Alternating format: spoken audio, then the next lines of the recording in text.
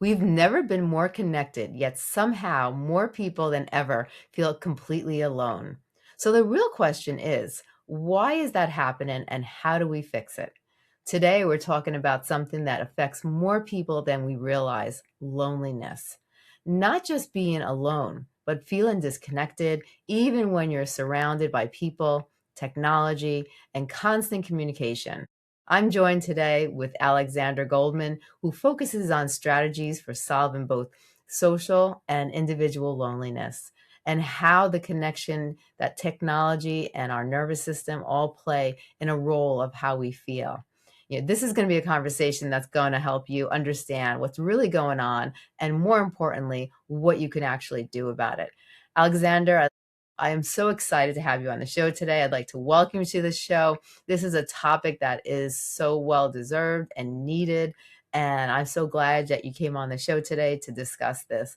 So, let's start here. Why do you think so many people today feel lonely, even when they're not physically alone? That's a great question. Well, first, Stacy, thank you so much for having me on the show. Oh, you're welcome.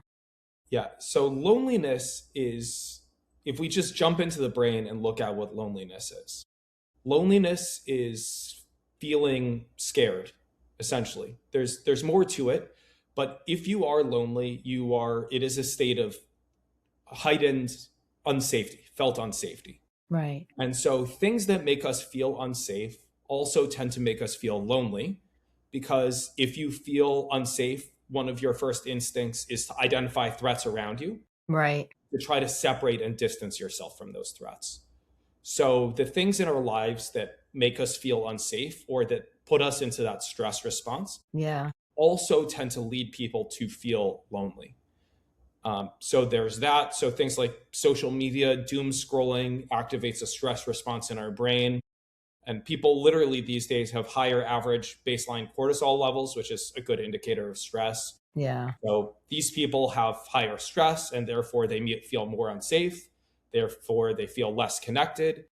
And then we also live in a more individualistic culture. And in our individualistic culture, there's so much messaging around pursuing what's right for you. Right. A lot of the game theory around how we interact with others has gone from a place where feeling like we have so much in common with each other to feeling like I need to pursue what's right for me, that it's me against the world. And these two things are kind of a vicious cycle that reinforce each other. Makes you so passionate about, helping others that suffer from loneliness and other, similar conditions? Yeah, that's a great question.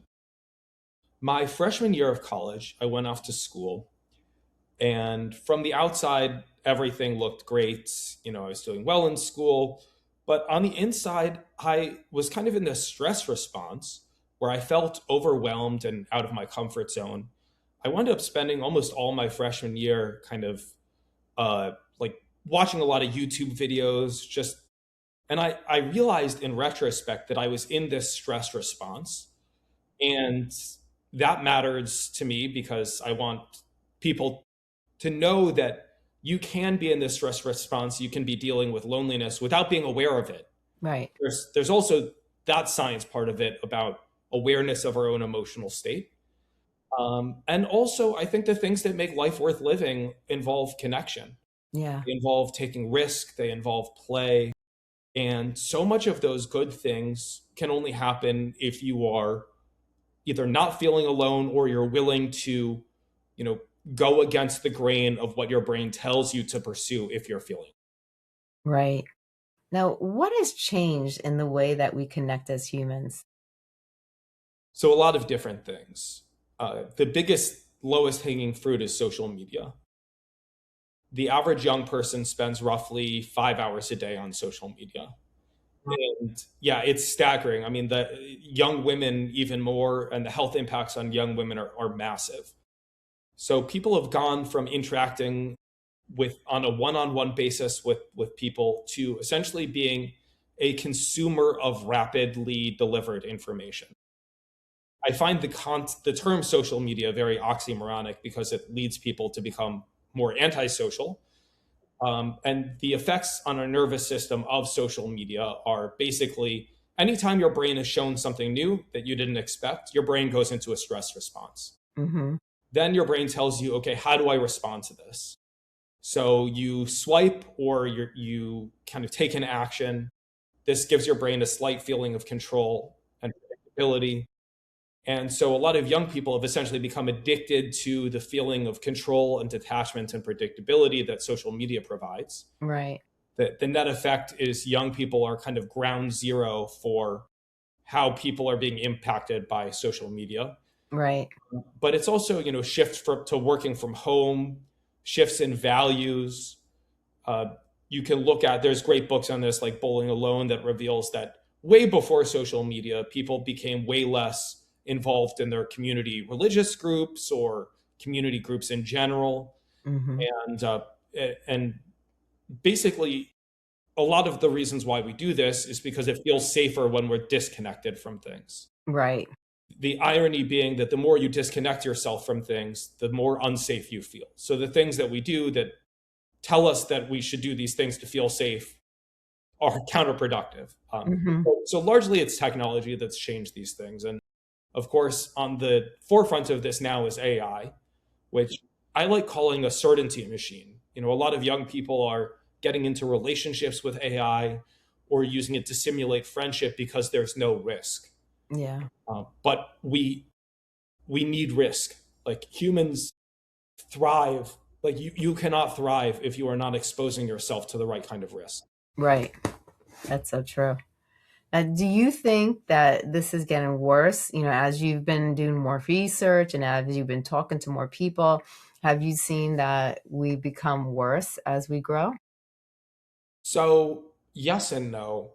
I think the threats and the dangers are becoming more elaborate and nuanced and sophisticated. So there's more tools out there that are attractive to people as alternatives to relationships that use AI. Right. But at the same time, thankfully, we are in this renaissance of awareness of the importance of these issues. Right. Um, and so I'm hopeful. But if you are, let's say you're just not aware of these issues, the probability of your mental health getting worse because you are engaging in the things that your brain tells you are the sensible things to do, like Yeah. net, you're probably going to wind up more unhappy unless we can push back. But our tools for pushing back and our understanding of the science is leaps and bounds above what it was even a couple of Right. years ago. Now, we're constantly connected through our phones, social media, messaging. So, why isn't that translated into real conversation? So the interesting thing is we think about it as connection. Hmm. But imagine you took someone, you have two people. One person is out and they're having a conversation with friends. Right. The other person like writes a letter and puts that letter in a mailbox. Which of those people is more connected?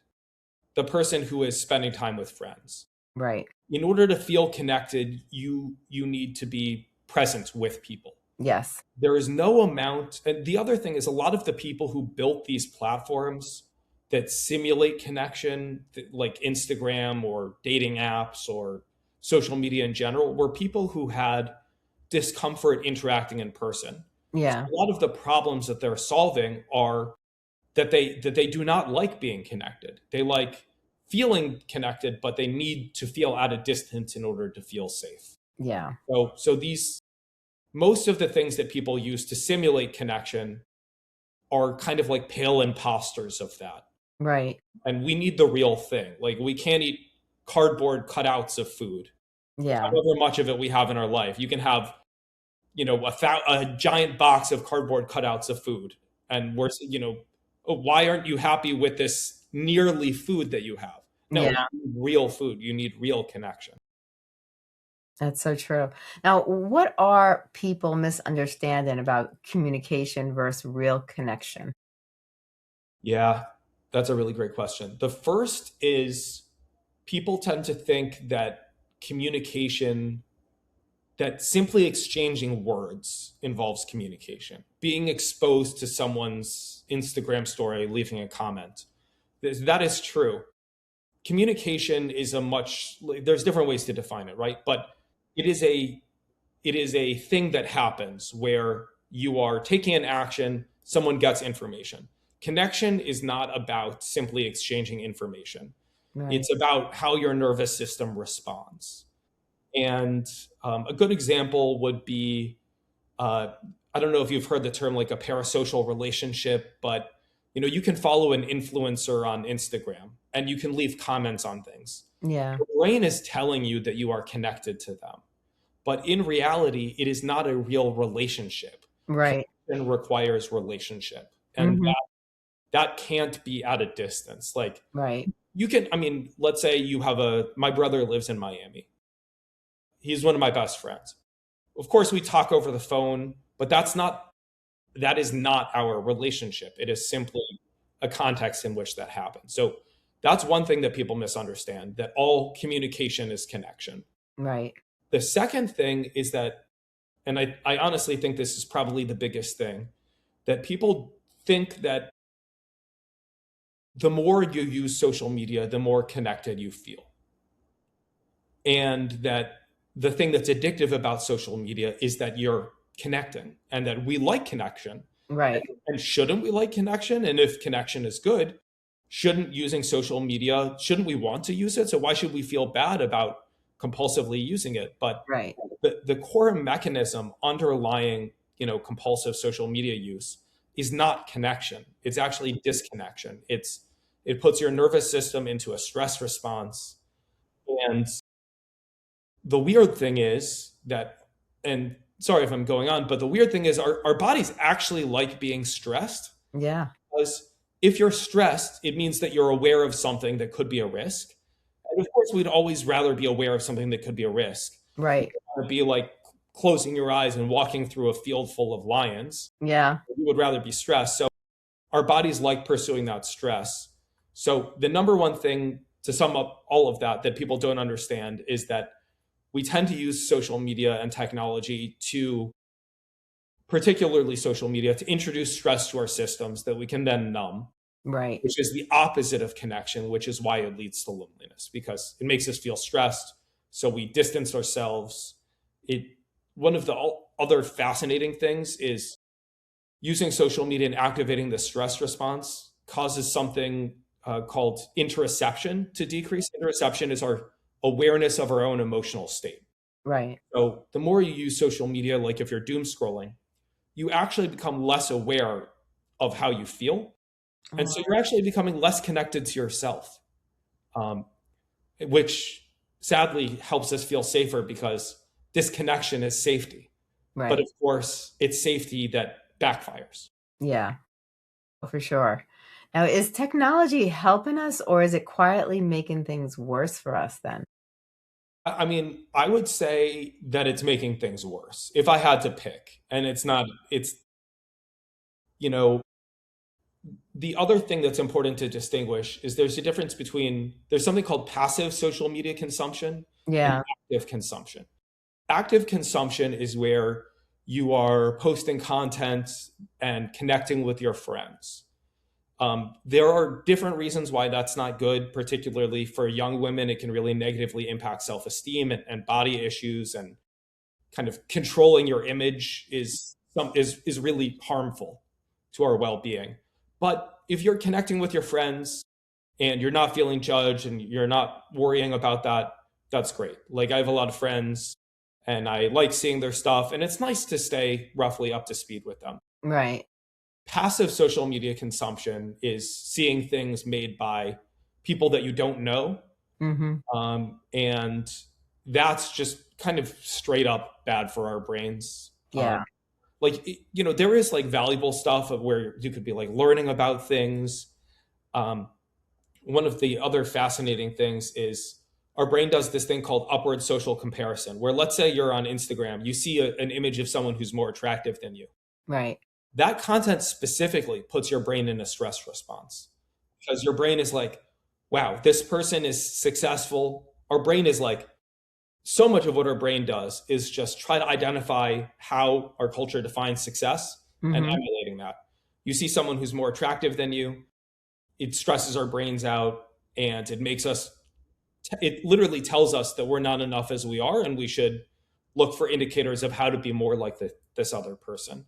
So net technology is not good for us, particularly passive social network consumption. And really anything that compulsively leads you to develop a behavior, you can pretty safely say that's not good for you. Now, I just want to take a quick moment. If you're listening to this and this is resonating with you, make sure you follow the show right now because every episode we bring to you is real conversations and practical strategies to help you improve your life, your mindset, and your relationships. Now, you actually talk about the nervous system and how it plays a role in this connection. Can you break that down in a simple way? Sure. So there's different chemicals that our brains release in response to different stimuli, right? Hmm. So let's say a tiger jumps out in front of you. It triggers this really fast stress response. And then there's other forms of stress response that are slower, right? So let's say you have a hard day at work, or you're living in a community where there's like famine and everyone is stressed out. Yeah, That's a different thing. So there's like lots of these different processes that our brains essentially kick off in response to different things. right. The neuroscience and some of that science is really just ways to pinpoint these are the things that our brains interpret a certain way, and then this is what happens.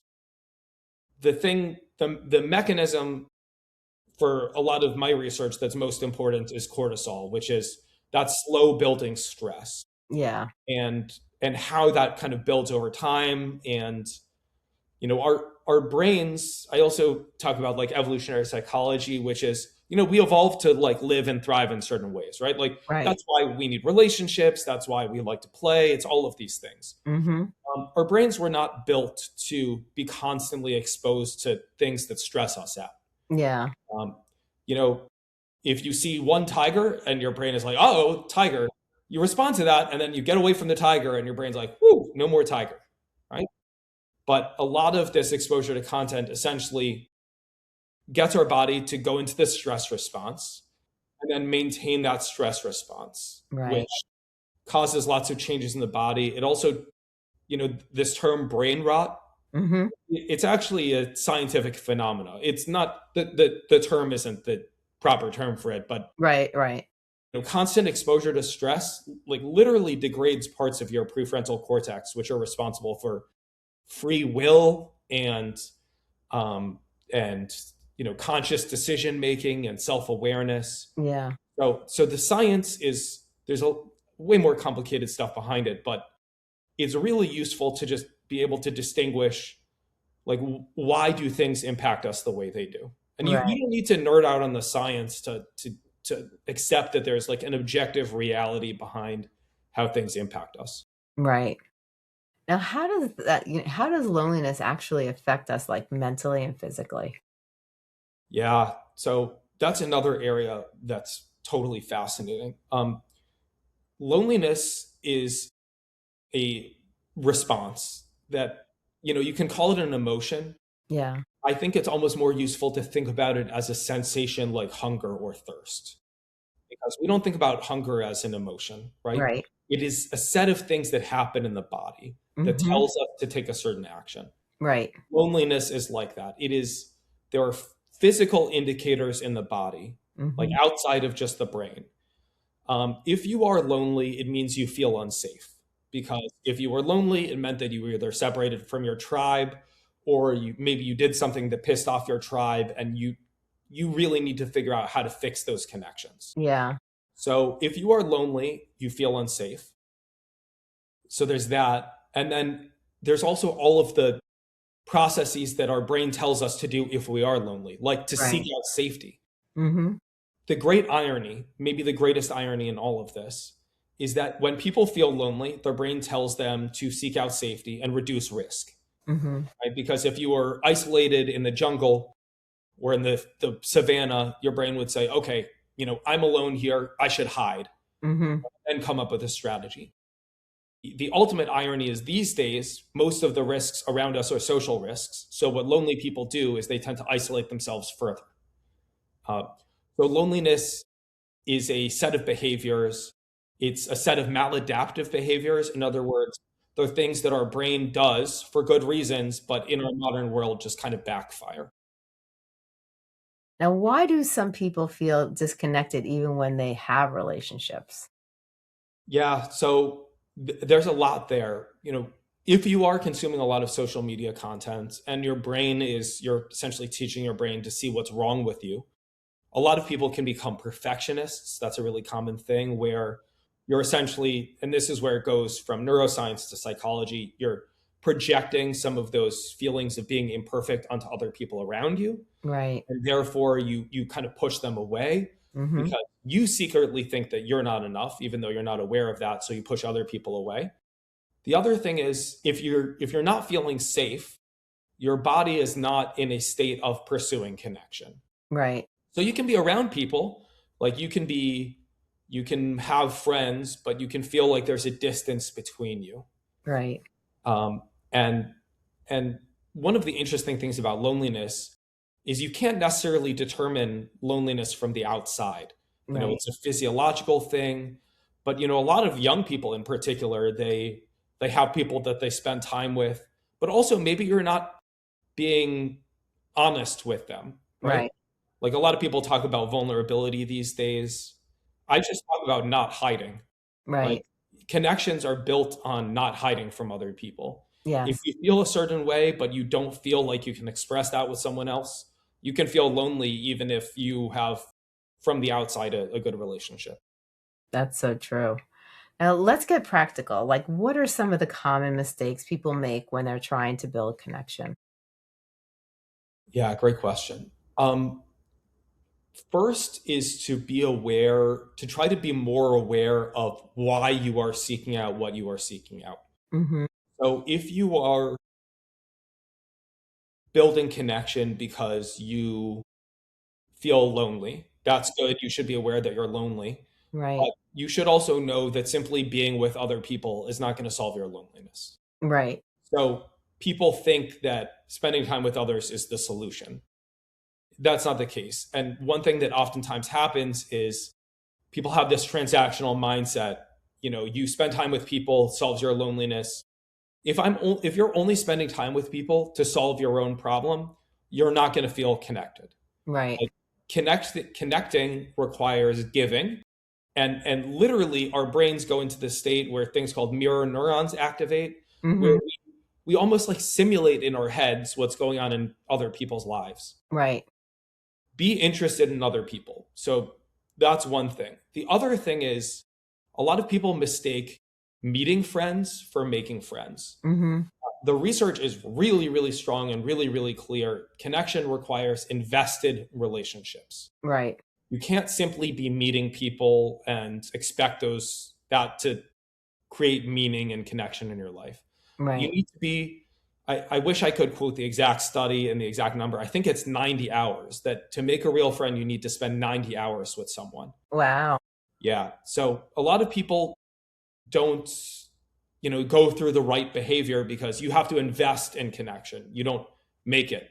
It's the Yeah. same thing with like a romantic relationship. You don't Mhm. find a relationship. Right. You make it. So you have to play a really active role in that and make that your priority. What about those people who are on Zoom and they develop these friendships on Zoom and they maybe hit that 90 mark? Is it the same thing when, compared to someone that you're actually interacting with in the same room or maybe going out with? That's a great question. So you can have meaningful friendships over Zoom, you know? Like you can meet someone who you've never met before. Let's just theoretical situation. During the pandemic, you made this virtual pen pal somewhere who you Right. talk over Zoom, right? And let's say every week you spend an hour with them. That Mhm. could totally be an incredibly meaningful friendship and connection. And however, it can't be your only thing, right? It's important to have in-person relationships. The other thing that's really interesting is there's a difference between social isolation and loneliness.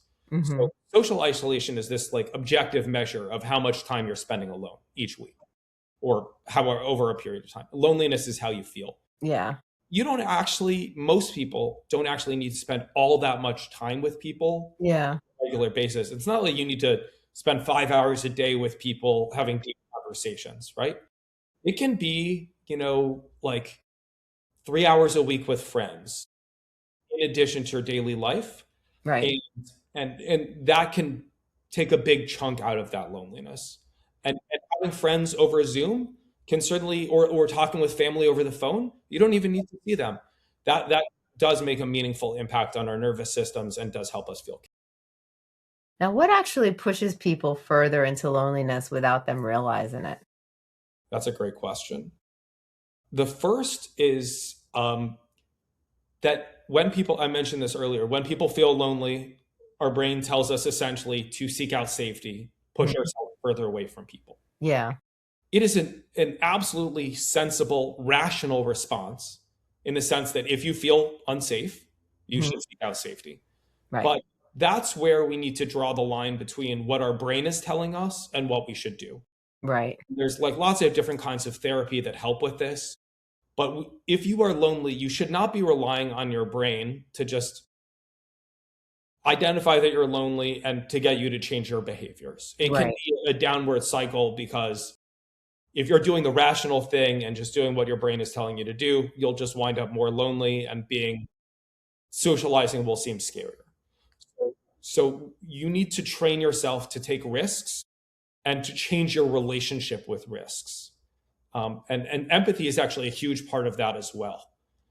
This is my own personal philosophy and ideology that I'm about to talk about is that if you are lonely, one of the best things that you can do to help yourself kind of shift your behavior is realize that so many other people are lonely as well. Yeah. When you are going out and you're engaging with people, you are doing a good deed, Mhm. being kind to them by giving them the opportunity to feel seen. So Right. the more you can shift out of focusing, and this part again is the science, the more you can shift out of focusing only on yourself, the easier it'll be to connect. I love that. Now, if someone is listening right now and they feel disconnected, what's one simple step that they can take today to feel more connected? Um, First, figure out who in your life you already have that you can become more connected to. So let's say there are also common times in your life that people oftentimes become lonely. Like, let's say you move to a new city, right? Right. If you move to a new city, your friends are probably somewhere else. Mhm. It's really important to double down and be proactive and engage with the people who already matter to you, even if they're no longer around you. Right. Like you move to a new city, call your old friends, Mhm. call your family, put that on your calendar, make sure that it happens. Right. So that's the number one thing. The other thing is just find opportunities to interact socially Mhm. where you don't feel like it's going to be a giant stress, you know? Like play in a rec league or just show up. Like if you're religious, go to services, something like that, right? Right. You don't have to, just something that helps you feel like you have things in common with other people. Right. That helps you move in the right direction too. Now, how can someone start building real meaningful relationships again? Yeah. So it's all about steps in the right direction. You know, Mhm. first thing is really important. Just start moving your body and brain out of that constant stress response. Yeah. So identify the things that are putting you in that stress response. Like if you doom scroll on social media, like it's really important to just get rid of the things that are creating stress because those things are telling you to not connect. Right. So step one. Step two, invest in these foundational things like going to a community where you can just feel like you belong without needing to, like, you don't have to go to an improv class that Yeah. involves really taking risks, right? And build those relationships with people who you care about already, who already care about you.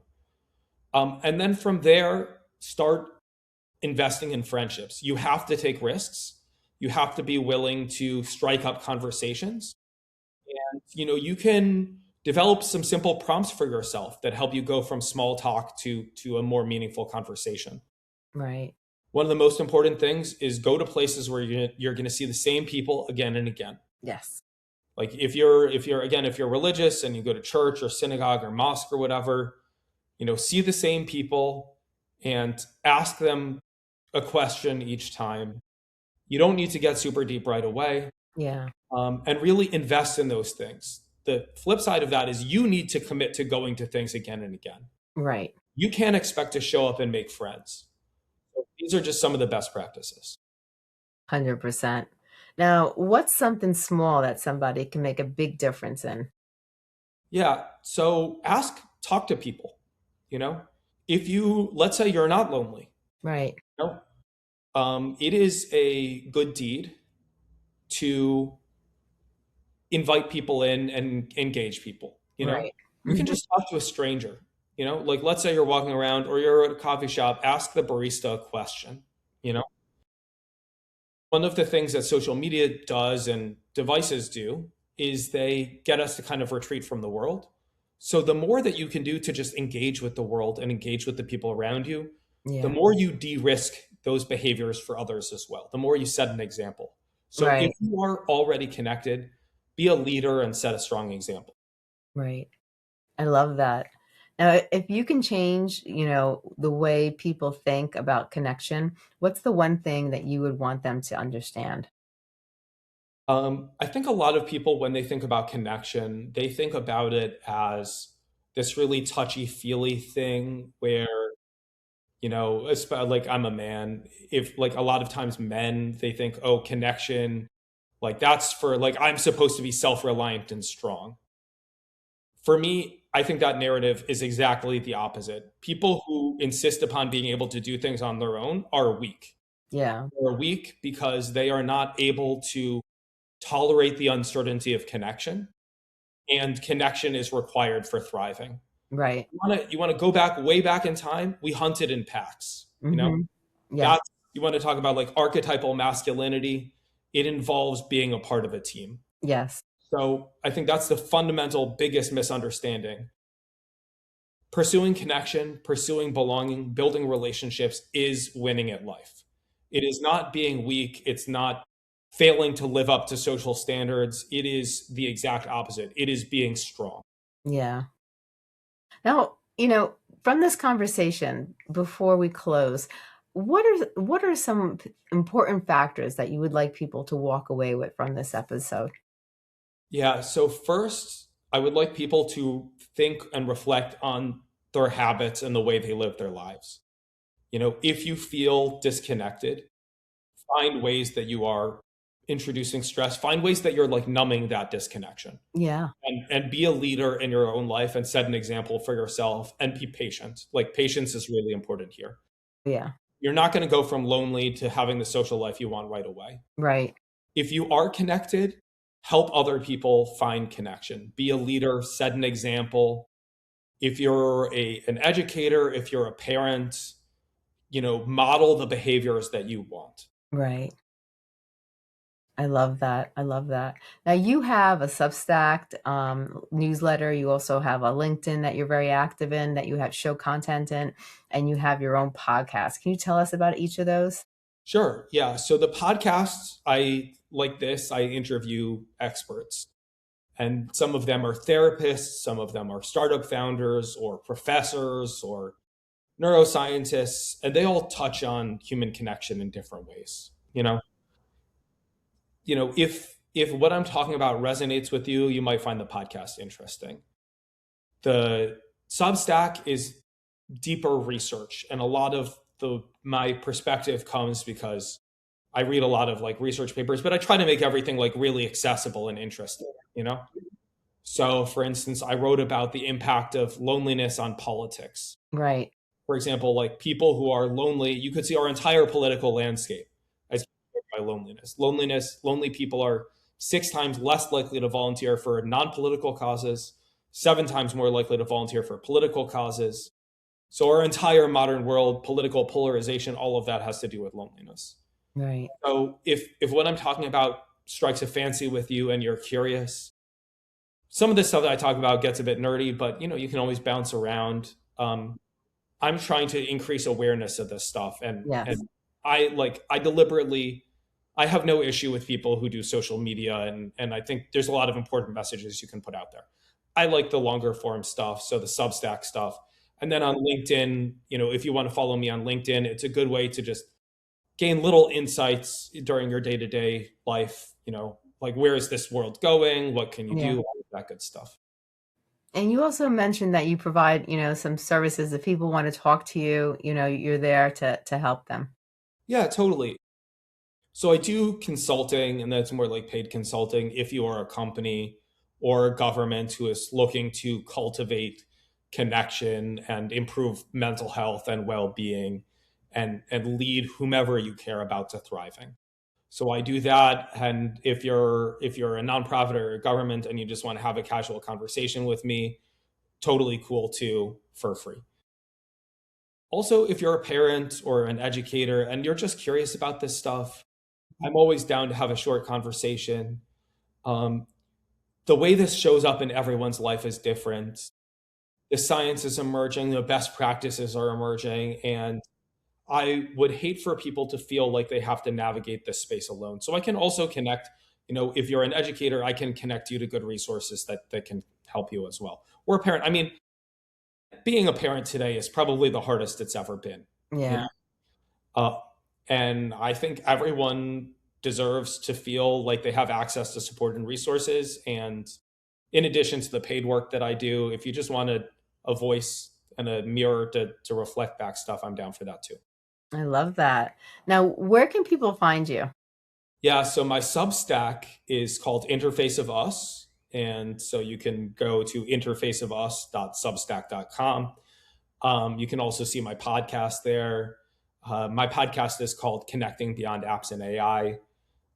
You can access the podcast through the Substack, but there's also connectingbeyondpodcast.com. On LinkedIn, my name is Alexander Goldman. If you look up Alexander Goldman, connection researcher, hopefully I'll pop up, but I can't guarantee that. So that's the best places to connect with me. But my website is alexander-goldman.com, and there you can see more about connecting with me and contacting me directly. I love that. I love that. Now, I just want for the listeners to know that we live in a world where we're constantly connected, but real connection is something that's completely different. And the truth is, it's not about how many people you talk to, it's about how deeply you connect. And if this episode resonated with you, make sure that you follow and share with someone who needs to hear it. Alexander, this has been wonderful. I really love that you came on the show and you talked about this subject because it's something that's really needed. We have a society that's so absorbed in electronics and technology. And I think it does make people further and further apart from each other. We mentioned before the show, we were talking about how connected people were back in the day and how now with all these technologies and all this information, we're actually starting to disconnect and become further apart from people. And it's making people, it's making things harder and harder for people to connect and communicate with each other. And communication is key. You need communication. We need to understand other humans. We need to understand the way they think, the way they feel. And it seems like, in the direction that we're going at isn't healthy unless we bring awareness to it and maybe make some tweaks into it, so it doesn't have to be an unhealthy thing. It could be a good thing if it's utilized the right way. And so, you brought up a lot of great topics today and a lot of great strategies and tools. So I just want to thank you for being on the show and bringing this, topic to awareness, because I really think people need to stop and think, especially young parents, when you have children, how much of these technologies are you letting your children be absorbed, and how much are you absorbing too? Because there are a lot of people who suffer from loneliness and they suffer from related conditions due to the technology out there and being so self-absorbed in it. So Yeah, I thank you so much. totally. And my final note is two things. One, first, thank you so much and great question, Stacy, and thank you for the work that you're doing. Um, the second thing is if you're lonely because your body and brain is telling you that you deserve connection and you deserve belonging.